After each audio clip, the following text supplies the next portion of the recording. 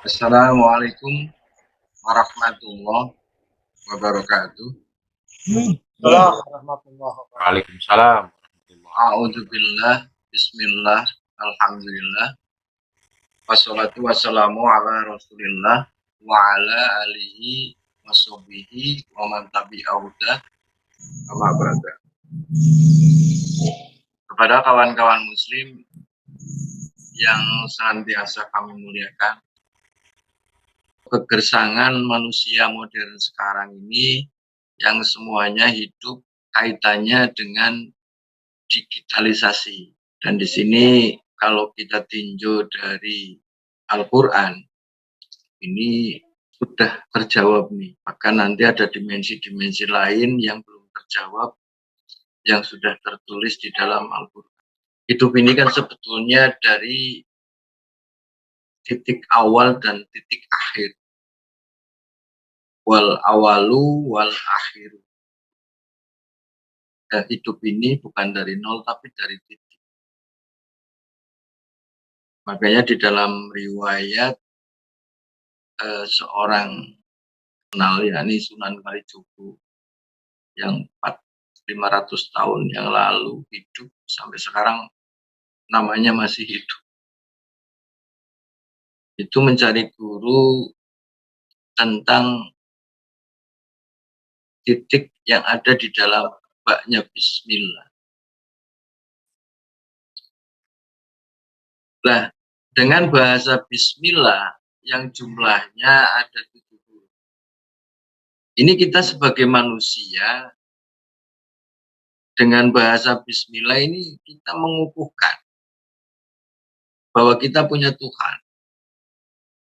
Yang kita sebut bagi Tuhan kita alif lam lam, yakni lafal Allah. Lafal Allah ini sebagai nama. Walaupun kita sebagai orang yang kalau pengen tidak gersang, ya harus mencari di balik lafal Allah itu. Jadi lafal Allah ini atau Tuhan ini adalah sebagai kekuatan, sebagai yang maha dahsyat. Nah, kalau kita lihat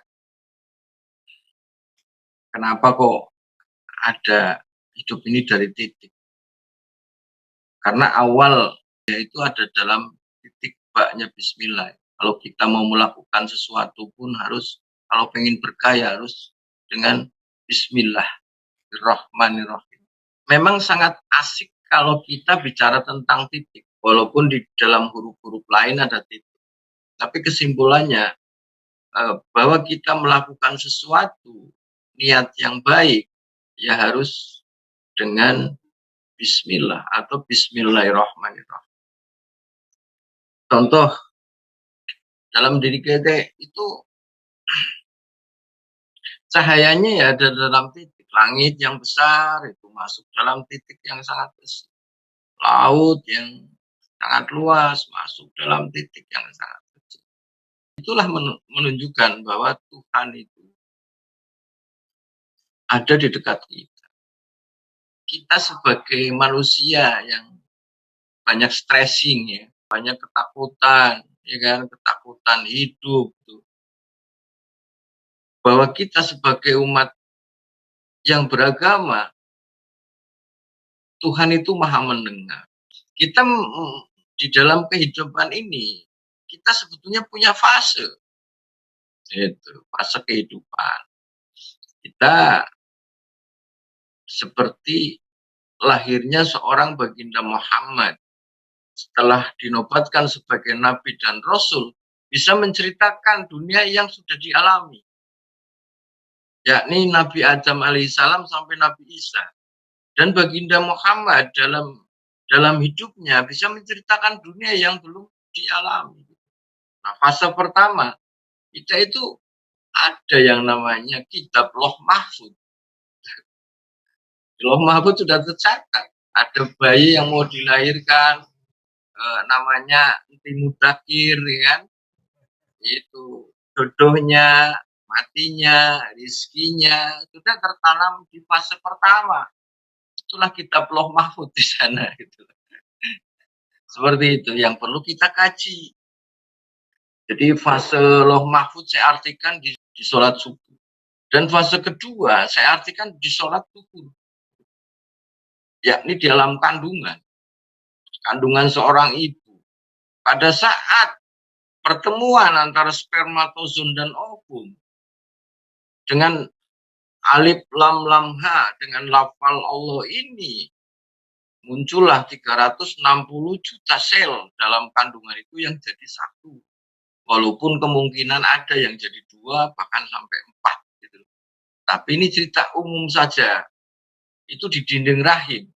Itu yang jadi satu. Itu 40 hari pertama, 40 hari kedua itu segumpal darah, 40 hari ketiga itu sudah terbentuk seorang bayi. Nah, di situ 40 hari yang ketiga yang terakhir itu diisi ruh oleh Allah dan dikenalkan dengan la ilaha illallah, baik anak Majusi, anak Nasrani, anak Yahudi dan anak Muslim sendiri, Islam.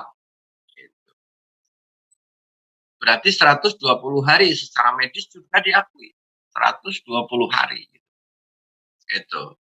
Dan untuk fase yang ketiga, ini alam dunia. Alam asa.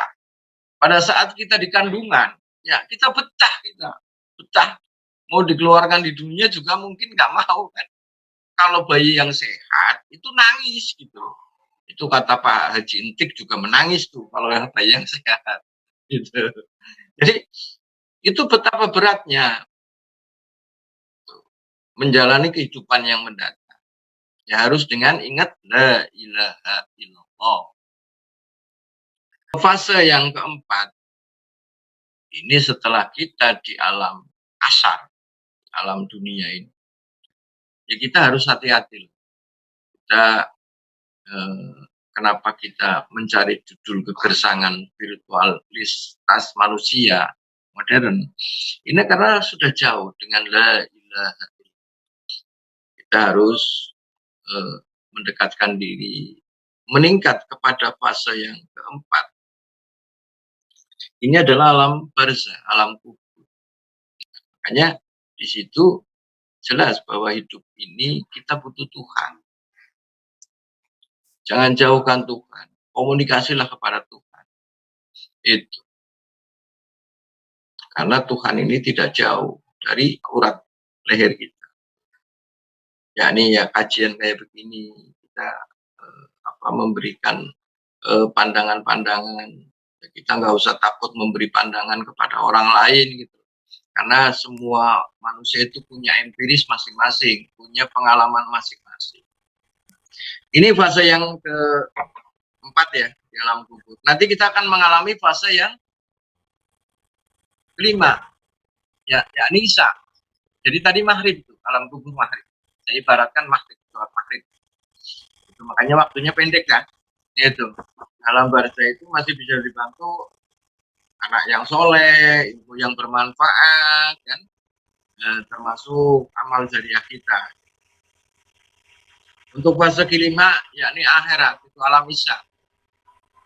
Barometernya kalau kita di dunia banyak amal atau banyak berbuat baik kepada manusia, kalau alam barzah ini banyak kenikmatan, banyak anugerah dari Allah, ya akan selamatlah nanti di alam akhirat.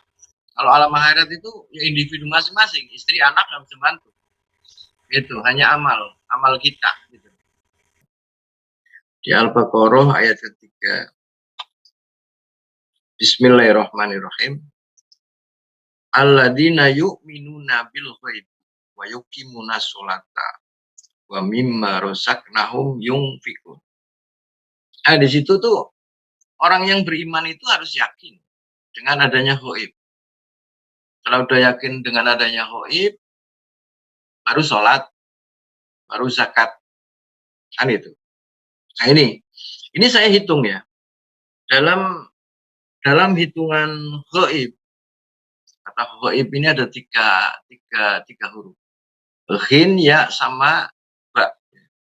Kalau kita jumlah ghin 1000, ya 10, ba 2.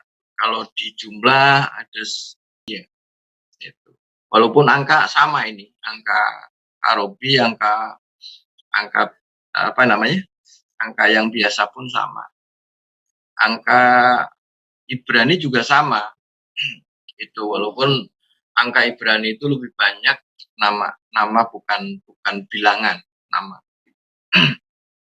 Itu ada 1012. Ini angka pertama ini kan 1. Nah, angka yang kedua adalah 0. Itu ilmu ikhlas. Itu ikhlas. Angka yang satu yang kedua bahwa Tuhan itu satu. Angka yang kedua, kalau kita dekat kepada Allah, maka akan ada bentuk rizqul asbah maupun rizqul arwah. Nggak usah takut. Gitu. Sudah, kita sebagai wayang, yang penting kita berbuat baik dengan la ilaha illallah dan disertakan dengan Muhammadur Rasulullah. Kita pegang aja itu. Itu kalau ghaib. Nah, di situ ada sholat. Nah, sholat ini hurufnya juga ada shod, ada lam, ada wawu, ada tak. Tapi di situ taknya marbuto. Kalau hitungan tak marbuto itu 5. Gitu. Jadi jumlahnya ada 131 sholat. Apa itu satu? Ya kita Allahu Akbar. Kita sebagai hamba Allah. Kenapa di tengah-tengah itu ada angka 3? Angka 3 itu sebetulnya angka keyakinan. Jadi kalau kita sholatnya, ya harus yakin bahwa kita menghadap satu, tunggal, esa. Di Allahu Akbar. Terus konsentrasi, yakin bahwa Allah itu tidak jauh. Jangan ragu-ragu. Karena yakin itu sebagian dari iman. Iman kepada kitab-kitab, ya, iman kepada, belum cerita malaikat. Belum cerita malaikat. Nanti mungkin kedepannya banyaklah yang kita kaji dan mudah-mudahan bermanfaat. Jadi surat Al-Ankabut ya, 45 ya. Inna sholata tanha anil fahsya'i wal munkar. Itu bahwa sholat itu mencegah perbuatan keji dan mungkar. Sebetulnya yang namanya sholat itu kan ada syariat, thariqat, hakikat, dan ma'rifah. Artinya syariat ini undang-undang. Contoh kalau kita mau sholat harus bersuci, harus berwudu. Praktek dalam wudu itu namanya thariqat. Nah itu harus baca takbir, Fatihah, sholawat, tahiyat. Nah di situ itu dalam kita Allahu Akbar itu kan namanya thariqah, menjalankan. Hakikatnya ya harus kita khusyuk. Dan ma'rifahnya adalah buah. Jika kita perbuatannya berbudi baik, berwatak yang diajarkan oleh Rasulullah. Nah, di situ sebetulnya ada lanjutan. Wala dzikrullahi akbar. Bahwa mengingat Allah faedahnya lebih besar dibandingkan ibadat-ibadat yang lain. Termasuk sholat kan. Kalau sholat ada batasan. Ya isya nggak mungkin dilakukan di subuh kan. Itu kan nggak mungkin. Di dalam sholat ini, dalam Al-Quran tidak ada yang namanya subuh, yang namanya sholat duhur, yang namanya sholat asar kan nggak ada. Karena di hadis gitu, Mas Iqbal. Jadi saran saya, para milenial ya, para anak-anak yang lagi mencari jati diri, nggak mungkin kalau tidak melakukan sholat, karena di situ jelas dikatakan sholat ini batasannya dalam mencegah perbuatan keji dan munkar. Kalau tidak sholat, ya nggak mungkin lah akan ada buah untuk mencegah perbuatan keji dan munkar. Wala dzikrullahi akbar. Dan ini lebih bahaya lagi nih, bahwa zikir ini faedahnya lebih besar dibandingkan ibadat-ibadat yang lain, termasuk Sholat Sholat. ini kan bahaya lagi kalau dimakan mentah-mentah. Iya, berarti nggak sholat nggak apa-apa. Yang penting pikir. Enggak, ini kalau dimakan, artinya dimakan mentah-mentah kan bahaya. Kan itu. Iya, iya betul. Baru akan menambah bahwa kita senantiasa dzikir kepada Allah. Itu kesimpulannya. Jadi harus sholat dulu gitu. Yang kita bisa komunikasi kepada Sang Kholik, Sang Pencipta. Karena konteks Quran juga kan makhluk. Kata Rasulullah, kalau huruf digabung dengan angka baru ada kehidupan. Contohnya kita, ini kan bicara gaib ini. Kita bicara gaib, nggak ada kabel, bisa kita melihat Pak Heru, kita bisa melihat Pak Atmotan Sidik sambil komunikasi begini. Ini gaib ini. Makanya harus percaya dengan adanya gaib. Malaikat menganggap kita gaib. Kita menganggap malaikat gaib. Jin menganggap kita gaib. Itu. Ya, yang paling goib. Yang paling gaibnya manusia. Manusia yang paling gaib. Ini makhluk loh, cerita makhluk. Kalau Iya. Allah Ta'ala kan gaibil Maha goib. Maha goib. Alamul Izzah, alam yang tidak bisa diibaratkan. Kayak Mas Heru, saya kirim link ke Pak Heru, itu pasti ada huruf dengan angka gitu. Nah, inilah Isra Mi'rajnya Rasulullah terbukti. Pak Atmo dari Tegal ke Cirebon ini dekat banget, sekian detik nyampe. Kan gitu, ini gaib. Kalau sama kantong macan. Ya, tadi tanpa kantong macan. Contoh Mas Iqbal tadi, coba Mas dianalisa. Ada ayat wa ma khalaqtul jinna wal insa illa liya'budun. Allah menciptakan kok di situ enggak manusia dulu tuh. Bunyinya kok jin dulu gitu. Padahal manusia adalah makhluk yang sempurna gitu. Pasti akan ketemu jawabannya di sini. Berarti kan jin dulu yang diciptakan.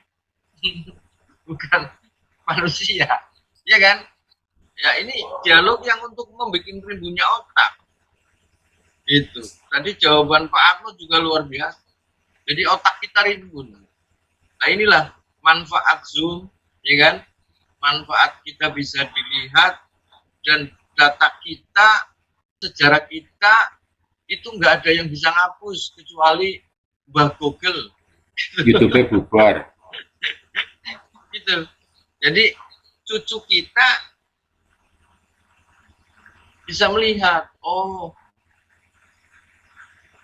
Mas Iqbal tuh tahun sekian gitu ya kan. Itu bisa terlihat jejak digitalnya. Pak Heru bisa dilihat jejak digitalnya. Itu ya. Ya kesimpulannya itu aja. Mas Iqbal mudah-mudahan Zoom Majelis Dzikir Nafsani atau MDN sangat bermanfaat buat untuk kajian ilmiah, amaliyah dan ghaibiyah. Itu aja Pak.